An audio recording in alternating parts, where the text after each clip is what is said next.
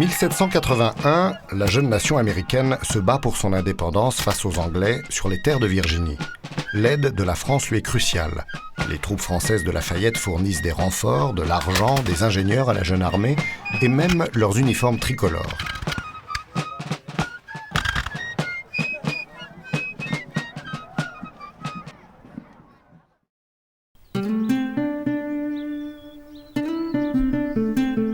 « 1941, dans cette même région des États-Unis, des centaines de réservistes de 15 à 19 ans du 116e régiment d'infanterie sont appelés sous les drapeaux. Ils quittent leur ferme et leur village de Virginie pour venir à la rescousse de la France. Un matin froid de juin 1944, ces jeunes hommes, à peine sortis de l'adolescence, donnent leur vie sur une plage de Normandie. «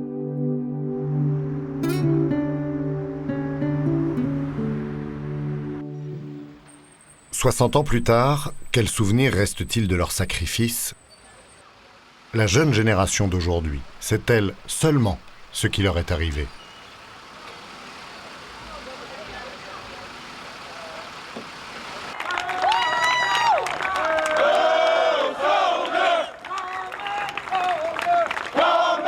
60 ans après le débarquement de leurs aînés en Normandie, les Boys de Virginie, du 116e régiment, sont appelés sous les drapeaux pour servir leur pays. Mais eux partent vers une autre destination, ils partent en Irak.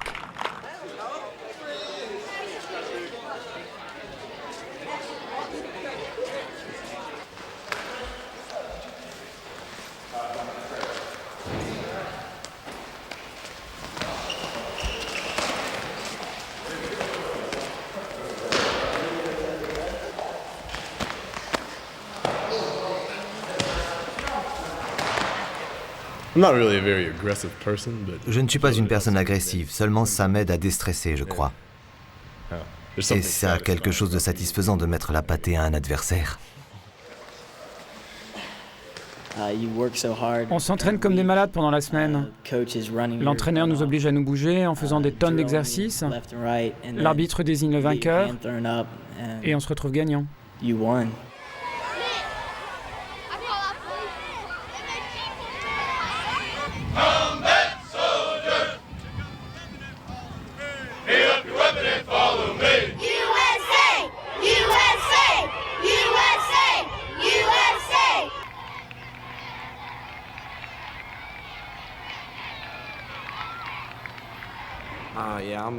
Je vais probablement m'engager dans l'armée et dans la garde nationale. La lutte est une excellente manière de se préparer. Travailler sa condition physique, ça aide vraiment, je pense. Je me suis engagé dans les marines. Je pars en camp d'entraînement le 19 juillet. En fait, je fais ça pour avoir assez d'argent pour faire des études à l'université, pour mieux préparer mon avenir. Franchement, si l'option se présentait, je me sentirais plus enclin à participer à un conflit si celui-ci avait lieu sur le sol américain. Alors je serais à 100% d'accord. Mais il faudrait vraiment une bonne raison pour que je participe à une guerre à l'étranger. Je me porterai volontaire, parce que c'est pour servir mon pays. C'est l'une des choses les plus gratifiantes qu'on puisse faire, y aller et servir son pays.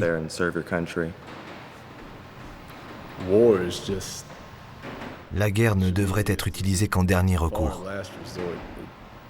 C'est une chose terrible. On ne devrait jamais en arriver là. Il y a d'autres façons de résoudre un conflit. Et je ne suis pas d'accord pour tuer des gens. Pour moi, tuer est immoral.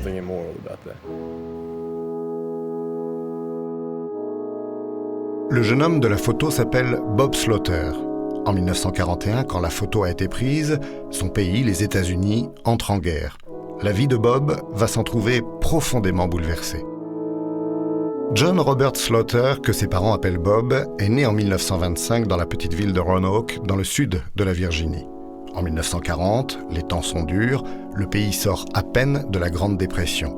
Bob, qui a 15 ans, supplie son père de signer les papiers lui permettant de rejoindre la garde nationale et de se faire un peu d'argent de poche. Il fréquente le lycée en semaine et rejoint l'armurerie le week-end où il gagne $1 par jour au grand air à répéter des exercices militaires.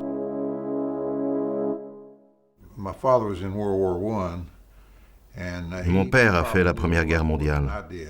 Et il en savait probablement beaucoup plus que moi. Je ne me suis pas engagé pour aller à la guerre.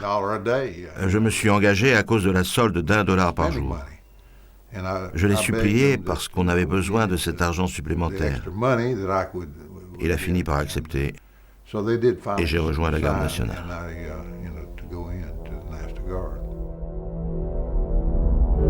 Cette décision, prise dans l'insouciance, va peser lourdement sur la suite de sa vie.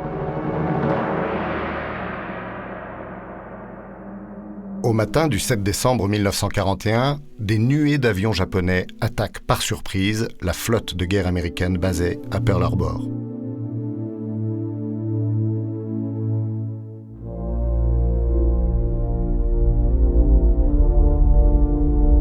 Les États-Unis sont sous le choc. Le pays entre de plein pied dans la Deuxième Guerre mondiale. Du fait de leur appartenance à la garde nationale, des centaines de jeunes hommes de Bedford, de Lynchburg et de Roanoke quittent leur lycée ou leur terrain de sport pour un camp militaire. Comme eux, Bob est automatiquement affecté au 116e régiment d'infanterie de la 29e division. Après une année de formation accélérée en Caroline du Nord et en Floride, au maniement des armes et aux principes militaires de base, le soldat Bob Slaughter est envoyé en Europe. Le 26 septembre 1942, il embarque avec près de 10 000 soldats de la 29e division à bord du Queen Mary, un paquebot destiné à recevoir au maximum 3 000 passagers. Bob a tout juste 17 ans lorsqu'il voit la silhouette de la Statue de la Liberté s'éloigner dans le lointain avec un pincement au cœur. Pour beaucoup de ces hommes, c'était la dernière fois qu'ils voyaient les États-Unis. Quel sentiment de nostalgie et de vide j'ai eu dans le creux de l'estomac lorsque j'ai su qu'on partait à l'étranger. Et pourquoi faire?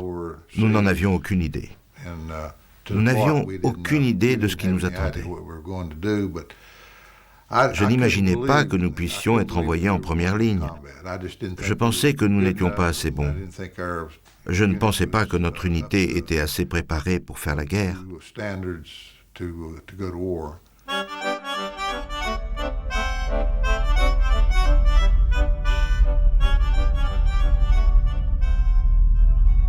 La traversée du Queen Mary se termine par une tragédie à proximité de la côte écossaise. Par accident, l'énorme paquebot fend en deux un navire qui l'escorte vers le port. 332 marins britanniques sont tués sans qu'aucun d'eux ne puisse être sauvé.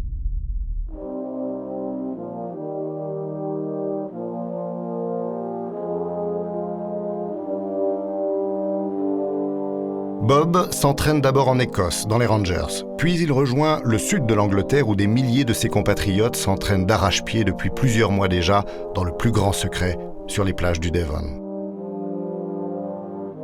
Ces plages, par leur topographie, ressemblent à celles de Normandie où est prévu un gigantesque débarquement amphibie de troupes américaines sur les secteurs au nom de code Utah et Omaha. Selon la stratégie de l'état-major, sous la direction du général Eisenhower, la côte et les défenses allemandes seront pilonnées par l'aviation, la marine et des mortiers installés sur des barges à fond plat. Des tanks amphibies débarqueront les premiers et creuseront, à l'aide d'obus, des cratères sur toute la largeur de la plage. Les troupes arriveront ensuite et utiliseront ces cratères pour se mettre à couvert des éventuels feux et mitrailles allemands.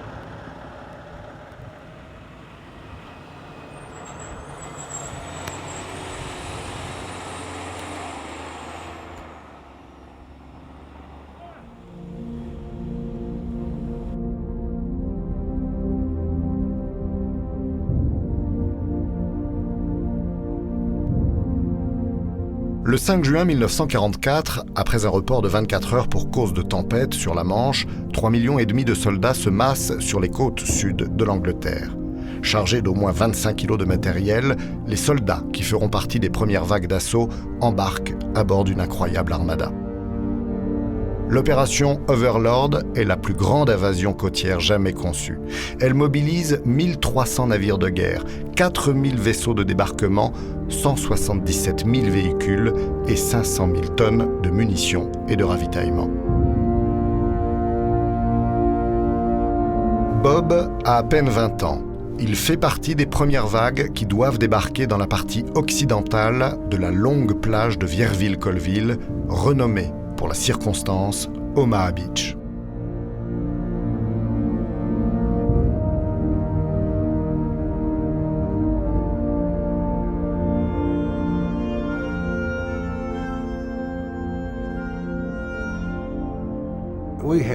Nous ne savions absolument pas dans quoi nous nous embarquions. Moi, j'étais partant. On se disait que plus vite la guerre sera gagnée, plus vite on rentrera à la maison. Et moi, je voulais rentrer. J'avais le mal du pays.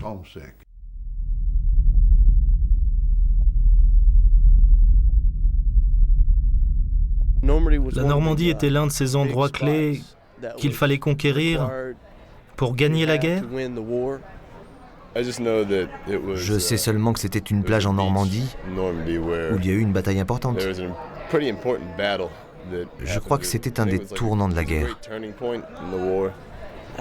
J'essaie de me souvenir de mon cours d'histoire de seconde. Je ne suis pas vraiment sûr de l'objectif. Je crois qu'il s'agissait de récupérer une région prise par les Allemands.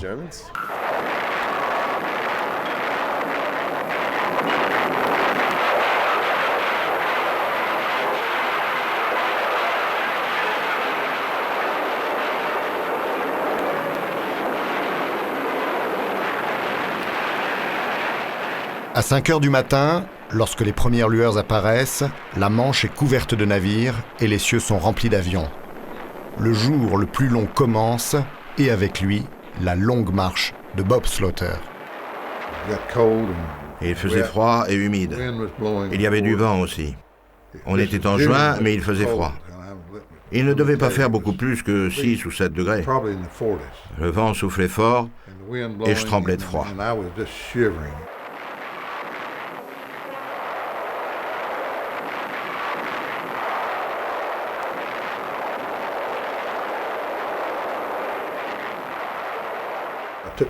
J'ai enlevé mon casque et j'ai commencé à vomir.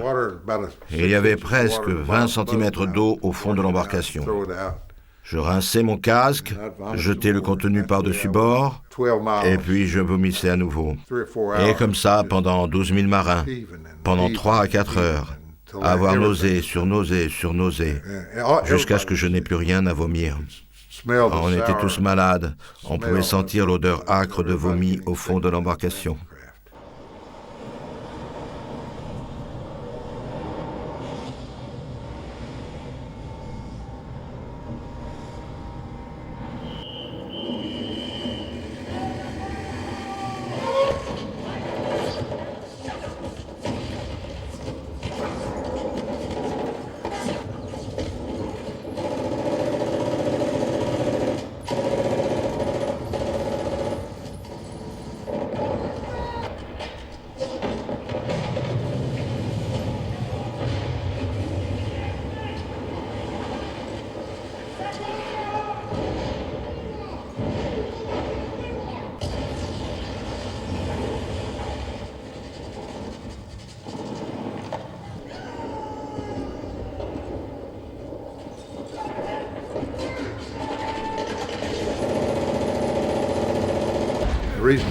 La raison pour laquelle j'ai traversé la plage, c'est parce qu'ils ont commencé à balancer des obus de mortier.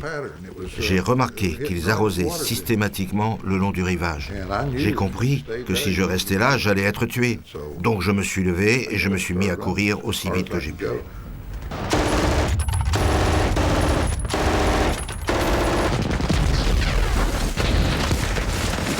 Aujourd'hui, je ne sais toujours pas comment je m'en suis sorti.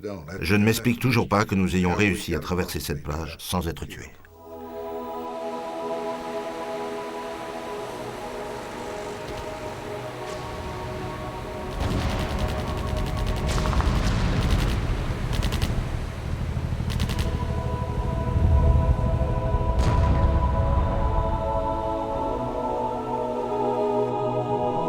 Bob est une exception. Rares sont les soldats des premières vagues à s'en être sortis indemnes. Omaha Beach est le plus grand carnage du débarquement, la plus grosse erreur de l'état-major. Du fait de la brume, les bombardements aériens ont manqué les positions allemandes. Une mer houleuse a coulé la majorité des tanks amphibies. Les soldats américains se sont retrouvés sans couverture face aux tirs nourris des Allemands. En quelques heures, 2500 jeunes Américains ont perdu la vie. Des dizaines de blessés impossibles à secourir ont été emportés par la marée montante. Des centaines d'adolescents sont touchés dans leur chair, amputés, détruits pour la vie. Le 6 juin 1944, les Boys de Bedford étaient en première ligne. 23 d'entre eux vont mourir en quelques heures. Aucune ville des États-Unis n'a connu une telle perte en proportion à sa taille.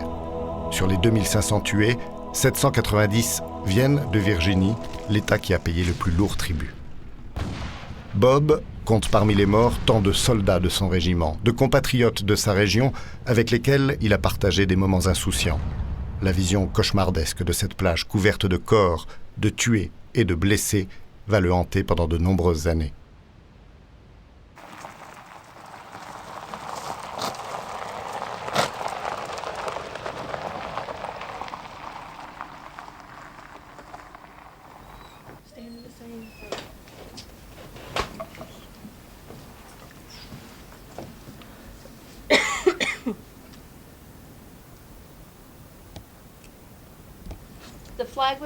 Le drapeau avec l'étoile m'a été donné à Noël par ma belle-mère.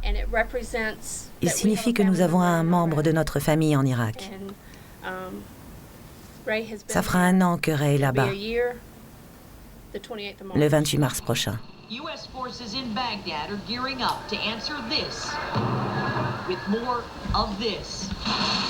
Baghdad's top commander says they're targeting a new enemy with Operation Iron Promise. U.S. officials say the enemy in Iraq has 3 faces: Saddam loyalists, local extremist religious and political groups, and foreign-led terrorists. Last fall, Saddam loyalists were the deadliest, but U.S. forces believe most of them are now on the run after months of intensive American raids and arrests. So next on the hit list are Iraqi extremist groups. U.S. intelligence believes these local radicals are providing some funding and aid to foreign terrorists, who make up the 3rd group on the U.S. hit list. Je prie pour Ray qui est en Irak et pour toute son unité. Je prie pour que vous le protégiez et qu'il ne lui arrive rien. Et bénissez notre repas. Amen.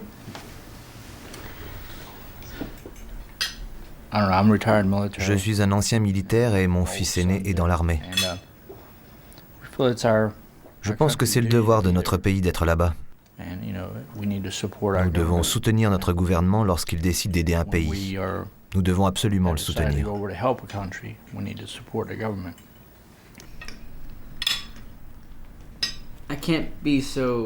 Je ne peux pas.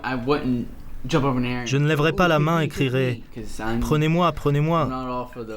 parce que je ne suis pas trop du style « va en guerre ». Ce n'est pas dans mon tempérament. Mais si notre nation ou notre pays avait un besoin absolu et urgent de jeunes hommes, avec un minimum d'aptitude pour être soldat, alors je me présenterai.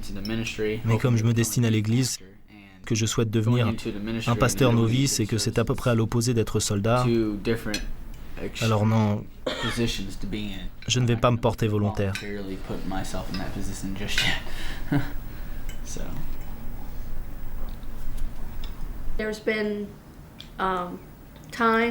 Mon fils Ray m'a raconté des moments pas vraiment agréables. Où il a dû aller récupérer d'autres soldats qui n'ont pas réussi à s'en sortir. Ça, c'est le pire de tout. Aller chercher leur corps. Je ne sais pas comment il s'en sort mentalement.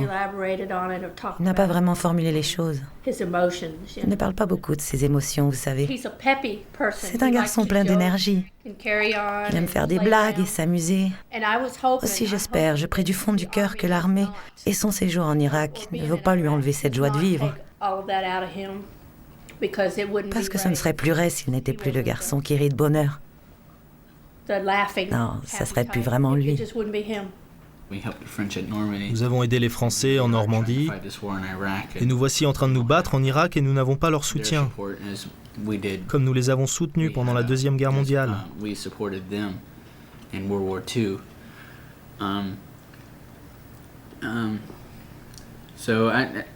De nombreux Américains ont eu pas tant du ressentiment qu'une certaine déception, parce que nous les avions soutenus pendant la Deuxième Guerre mondiale et qu'ils ne sont pas allés en Irak pour nous aider.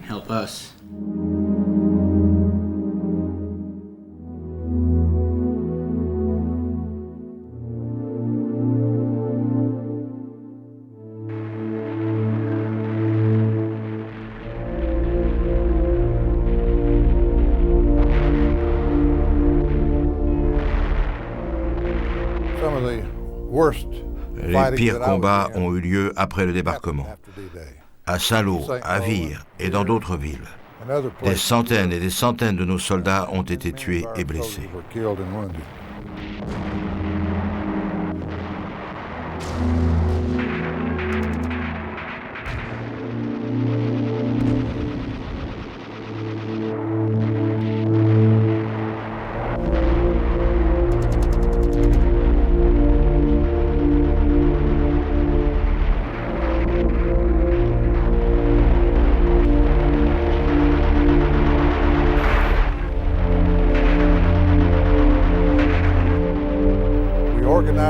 Nous avons regroupé le régiment.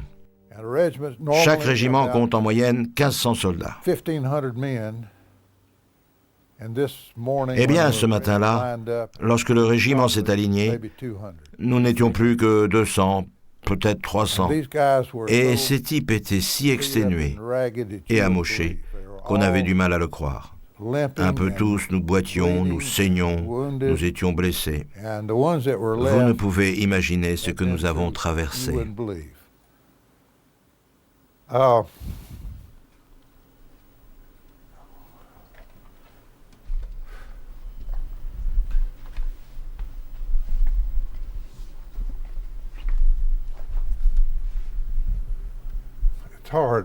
C'est dur.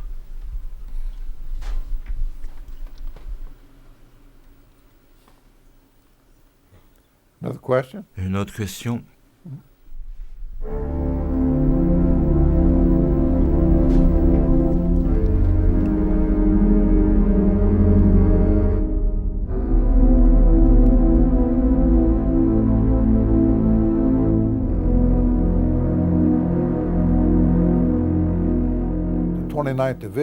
Lorsque nous avons pris Saint-Lô, la 29e division était en fait 3 divisions.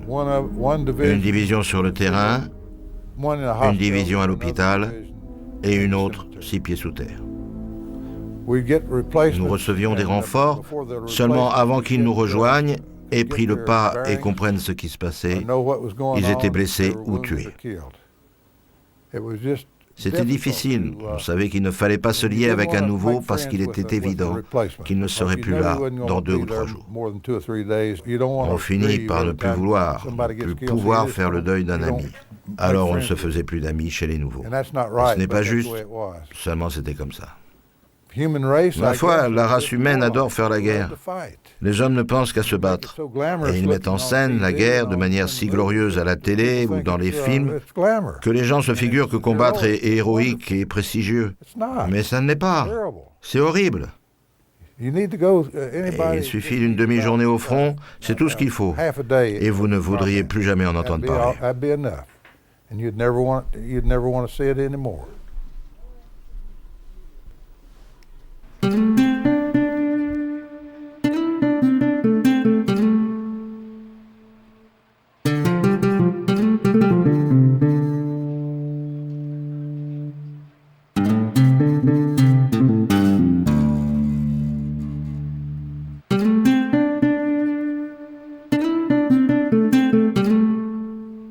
1945, Bob est démobilisé. Il rentre en Virginie plusieurs mois avant les autres soldats.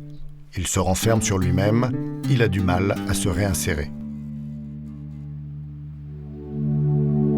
Pendant des décennies, il va rester silencieux sur ce qu'il a vécu en Normandie. J'ai essayé d'en parler au tout début, à mon retour. Mais les gens ne comprenaient pas de quoi je voulais parler. Ils ne pouvaient pas se le représenter.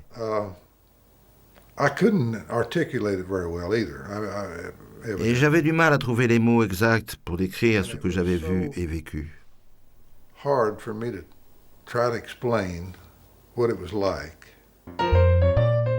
En 1947, Bob rencontre Margaret, une jeune employée de banque qui l'épouse. Le mariage lui donne une deuxième chance dans la vie. Que faire à Roanoke, que Bob a quitté à 16 ans?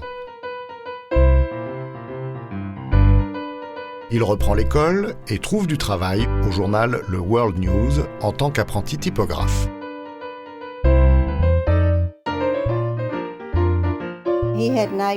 Il faisait des cauchemars terribles. Il en fait toujours d'ailleurs. Certainement pas aussi mauvais qu'au début de notre mariage. Là, il en avait tout le temps. Bob n'en a jamais vraiment parlé avec ses fils et sa famille. Je pense qu'il a commencé à en parler quand son unité, la compagnie D, a commencé à organiser des réunions d'anciens. Et quand ces derniers qui avaient vécu les mêmes choses que lui se sont mis à parler de ce qu'ils avaient enduré. Au fil des années, Bob prend du galon et à plusieurs reprises s'aventure dans la salle de rédaction, suggérant qu'un article soit écrit en commémoration du débarquement pour le 40e ou 45e anniversaire. À chaque fois, il reçoit une réponse polie mais négative.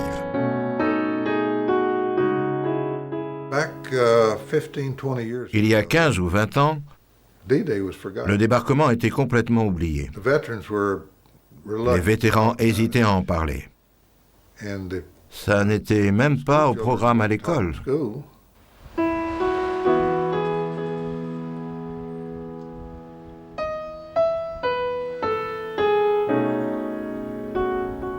En 1987, alors qu'il vient de prendre sa retraite, Bob discute sur le patio de sa maison avec un ancien collègue qui lui parle du voyage qu'il vient de mener en Normandie. L'évidence de bâtir un mémorial en l'honneur de ses amis morts à Omaha s'impose alors à Bob. Avec d'autres vétérans, il crée un comité et dépose un peu partout des demandes pour obtenir un terrain. Les gens d'ici n'arrivaient pas à trouver le genre de terrain que nous cherchons. Ils nous proposaient de petits terrains de 2 hectares ici et là, près d'une voie ferrée par exemple. Notre projet n'était pas assez vital pour se voir attribuer un endroit respectable.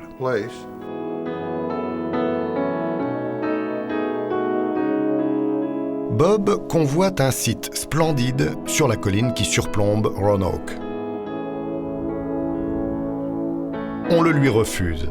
Visiblement, les habitants n'ont rien à faire de son projet coûteux et d'un autre temps. Bob enrage. 1000 anciens combattants de la Deuxième Guerre meurent tous les ans. Il veut son mémorial. Je n'étais pas en recherche d'une quelconque reconnaissance personnelle. J'étais inquiet de la mémoire du débarquement, de ces hommes qui étaient morts au combat pour nous tous. C'était à eux que je pensais. Et lorsque j'ai eu l'occasion de guider le président Clinton sur la plage à Omaha, c'est à ce moment-là que je suis devenu une célébrité et que les gens ont commencé à m'appeler de partout.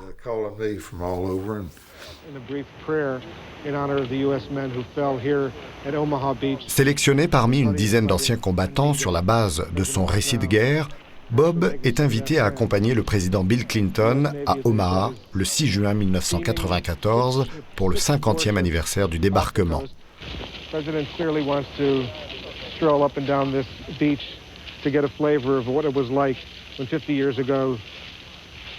Amphibious landing assault vehicles came ashore.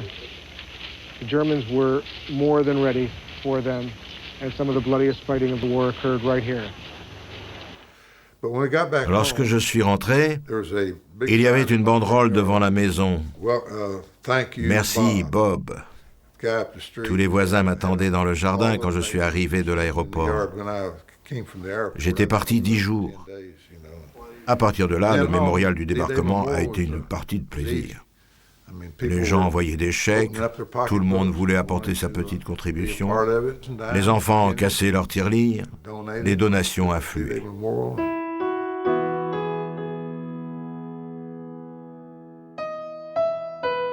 Le rêve de Bob se réalise. Il peut enfin faire construire le monument en l'honneur et à la mémoire de ses amis sacrifiés. La petite ville de Bedford offre le terrain.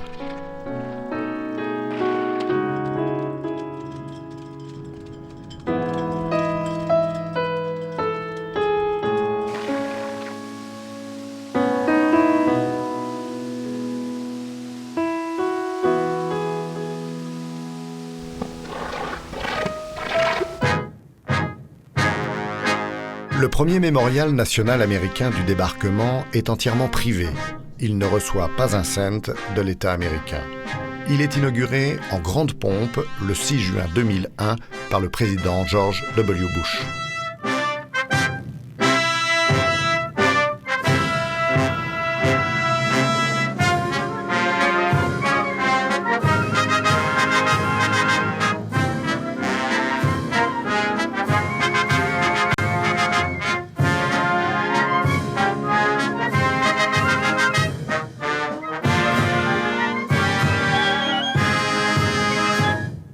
Our presence here, 57 years removed from that event, gives testimony to how much was gained and how much was lost. What was gained that first day was a beach, and then a village, and then a country. And in time, all of Western Europe would be freed from fascism and its armies. Ce que j'ai appris, c'est combien ce pays était faible lorsque la Deuxième Guerre mondiale a éclaté, le 1er septembre 1939. Nous étions les 16e. Notre armée était la 16e armée du monde. Nous n'avions pas plus de 160 000 soldats.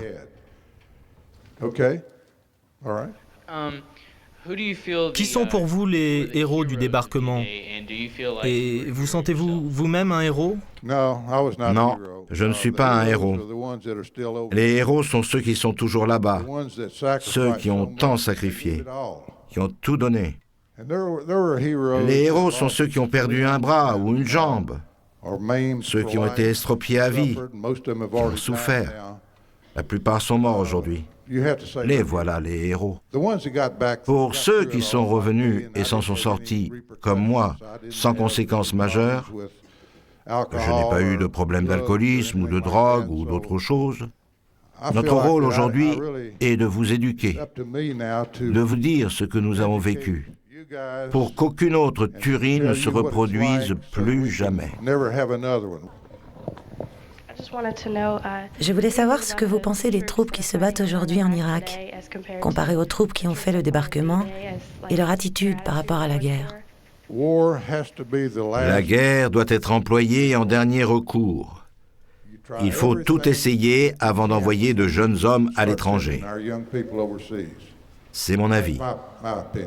Et je ne pense pas qu'on ait épuisé toutes les solutions possibles avant d'avoir envoyé notre armée là-bas.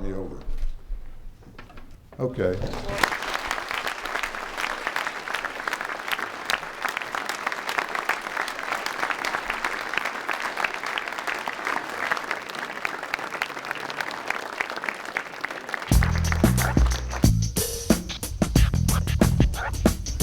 Yeah.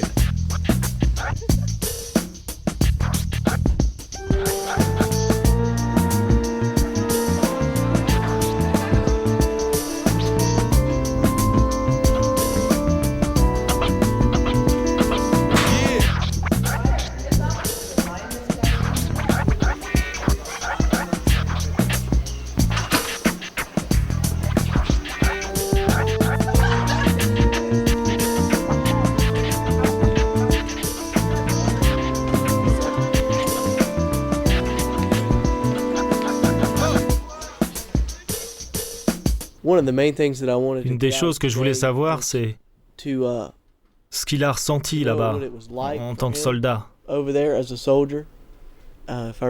je me souviens bien, il a dit qu'il était dans les bateaux, prêt à débarquer sur la plage à 7 heures du matin.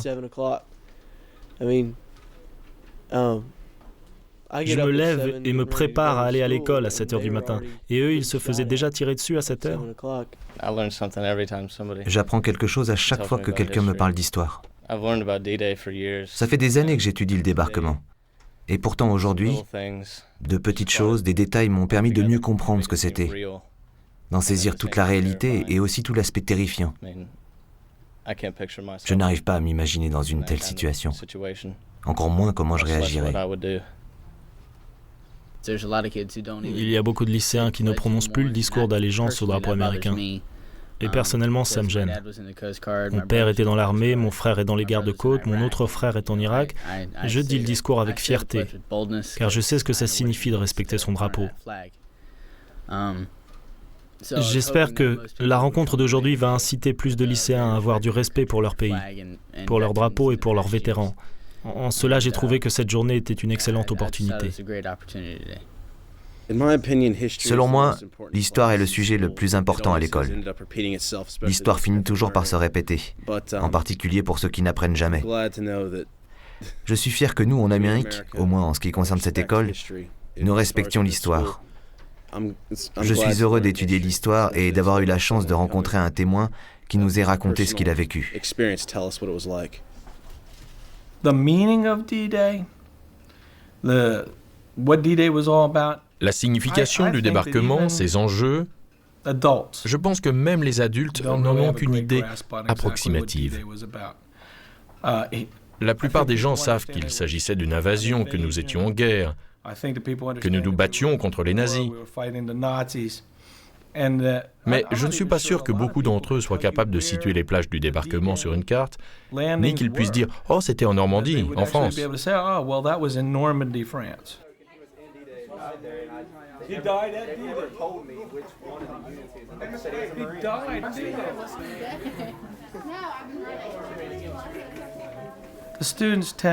Les élèves ont tendance à considérer l'histoire comme une matière de deuxième zone. Ils font leur devoir d'histoire en dernier. C'est la matière à laquelle ils consacrent le moins de temps. Ils s'investissent beaucoup en maths, en sciences et en anglais, parce que ce sont à leurs yeux des compétences dont ils auront besoin pour trouver un travail, gagner de l'argent et réussir dans la vie.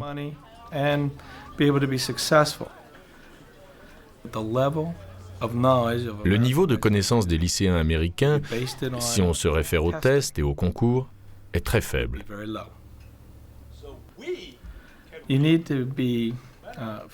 Quand j'enseigne, je suis obligé de donner du rythme à mes cours, de changer en permanence la façon de faire passer l'information.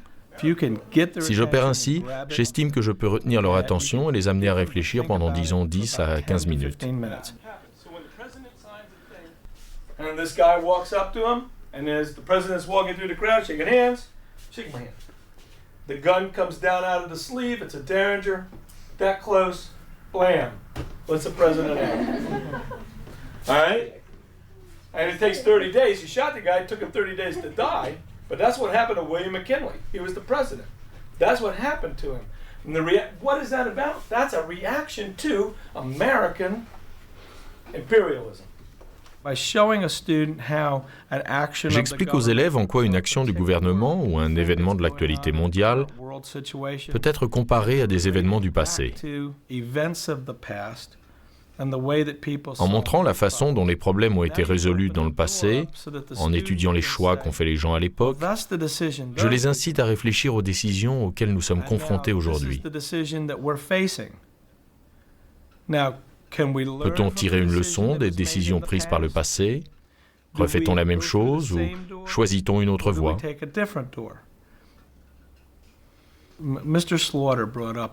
Hier, M. Slaughter a évoqué le fait qu'entre les deux guerres, l'Amérique s'est autorisée à devenir faible. qu'elle a mené une politique isolationniste, s'est retirée de la scène mondiale et a réduit son armée. En se repliant sur soi, elle s'est retrouvée au final dans une situation plus difficile et plus terrible encore.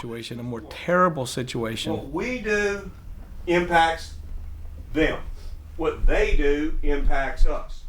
We don't want to believe it sometimes, but it's a fact. Things happen and we have instant. You go home and you can watch a revolution. If you've been watching TV for the last 2 weeks, you've seen it in Haiti. If you've been watching TV for the last year, you've seen it in Iraq. So, our history is their history. Ce qu'on cherche à leur faire comprendre, c'est qu'ils doivent s'intéresser à ce qui se passe ailleurs dans le monde. Comme le dit M. Jenkins, on ne peut pas passer sa vie avec la tête dans le sable comme une autruche. Il faut comprendre le monde qui nous entoure et y être préparé.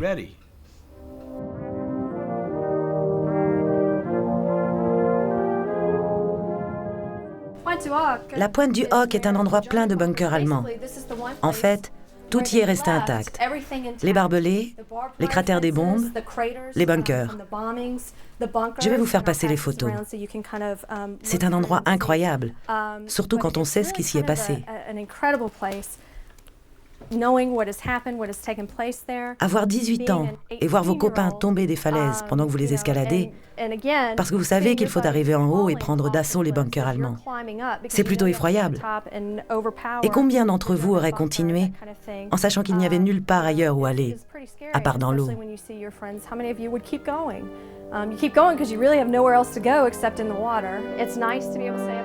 Le professeur de français du lycée, Julie Mayou, emmène 2 groupes de lycéens en Normandie en juin et en juillet 2004 pour le 60e anniversaire du débarquement. Daniel a été séduit par l'idée du voyage, ses parents aussi. Ils seront de la partie et encadreront les lycéens.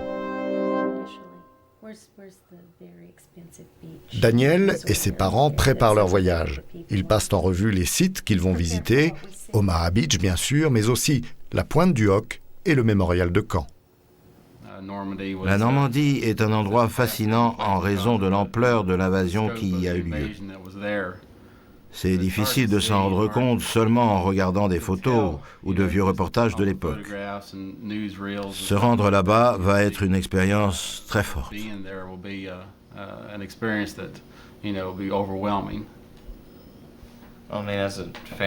Dans notre famille, on regarde toujours les actualités et on parle de politique. Énormément. C'est quelque chose qui me tient à cœur. Comme pour moi, assister aux cours d'éducation civique et d'histoire, je trouve ça très intéressant. On discute beaucoup. C'est bien de parler avec ses enfants, de leur faire comprendre des choses et de comprendre ce qu'ils ressentent. Pas que je leur dise de faire comme ci ou comme ça. Chez nous, ça se passe dans une atmosphère détendue. Pour moi, ça aurait été très dur d'être une mère en 1944 et d'envoyer mes garçons en Normandie. Mais quoi qu'il en soit, les circonstances sont très différentes aujourd'hui. Et je pense que la décision de risquer sa vie dépend vraiment du contexte. La position française a été la suivante.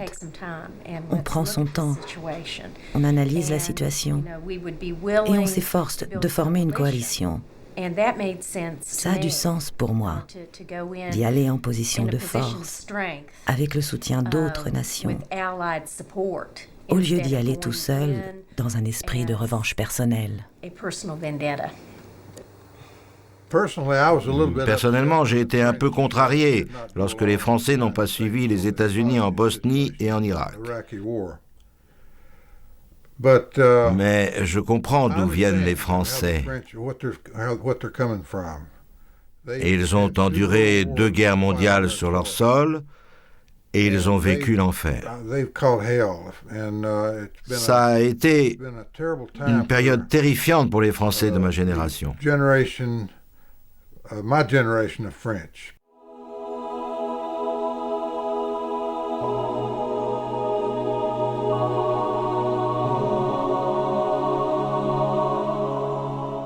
The journey to hell was nightmare-filled, our faces salty and strained.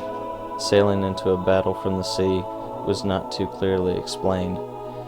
We pea green infantrymen, though extraordinarily skilled, many of our guys froze traumatized, seeing buddies maimed and killed. That unlucky telegram, oh so poles, dread, just beneath the we surf, regret to inform lying, your son is waiting dead. To ignite, died to for blow us country from the much air. too young. Can't you see? Didn't leave enough Heroes to left sell in our Normandy, son. under crosses What and took stars, place lined up in 44? rows, all just plain G.I. Joes.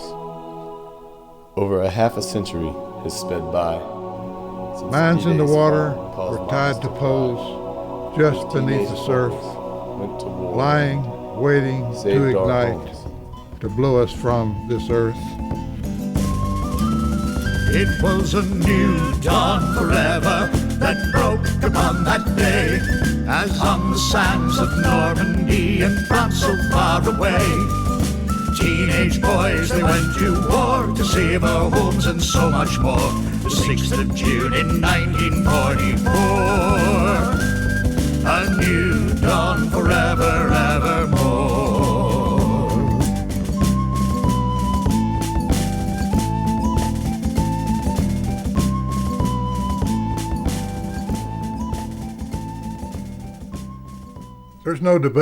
Il est incontestable que la guerre est un enfer et que nous devons trouver un moyen de résoudre nos différends sans avoir à utiliser la force armée.